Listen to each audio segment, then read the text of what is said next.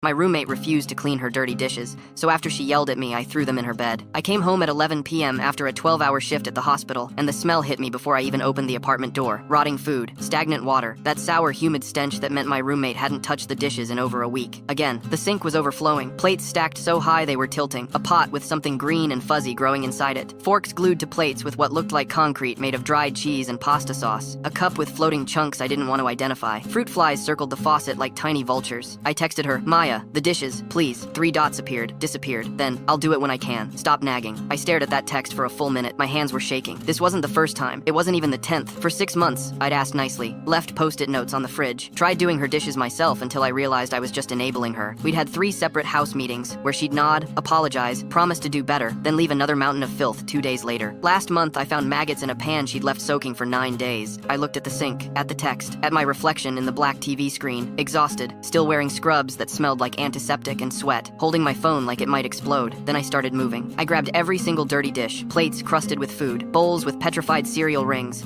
cups with milk residue dried into chalky films, forks, spoons, knives, sticky with sauce, the pot with the fuzzy green science experiment. I carried them all, armload by armload, down the hallway to her bedroom. Her door was unlocked. Her bed was neatly made white comforter, decorative pillows arranged just so. She always kept her room perfect while treating our shared spaces like a landfill. I dumped the first load onto her comforter. Plates clattered, food scraps scattered across the white fabric, crusty tomato sauce, dried egg yolk, something that might have been chicken once. I went back for more. Bowls, cups, that disgusting pot, which I flipped upside down so the moldy contents spilled across her pillows. I made 4 trips total. By the end, her bed was covered, dishes everywhere, food debris ground into her sheets. The stench from the sink had relocated to her personal sanctuary, but I wasn't finished. I went back to the kitchen, grabbed the large mixing bowl we used as a dish-soaking basin, and carried it full of gray, greasy water with floating food particles to her room. I stood there for just a second, looking at that bowl of festering dishwater, at her bed, at the line I was about to cross. Then I poured it over her pillow. The water spread across the white fabric, turning it gray and brown, soaking into the mattress beneath. Bits of food stuck to the pillowcase. The smell intensified, rot and stagnation, and 6 months of disrespect finally made visible. I heard the front door open. "Hello?" Maya's voice, cheerful, oblivious. "I'm home." I walked out of her room and stood in the hallway. She was dropping her purse on the kitchen counter, pulling out her phone, probably about to text someone about her great day, while ignoring the disaster she'd created. She looked up and saw my face. "What?" she said, defensive already. "Check your room." She stared at me. "What did you do?" "I put your dishes away." Her expression shifted confusion, then understanding, then fury. She pushed past me, threw open her bedroom door, and screamed. "Are you fucking insane?" She spun around, face red, actually shaking. You ruined my bed, my mattress. There's food everywhere. Is that dishwater on my pillow?" "You said you'd do it when you could," I said calmly. I couldn't wait anymore. "I'm calling the landlord. You're psychotic. You're getting kicked out." I picked up my keys. "Call whoever you want, but those dishes are finally in your space, not mine." I walked out the door.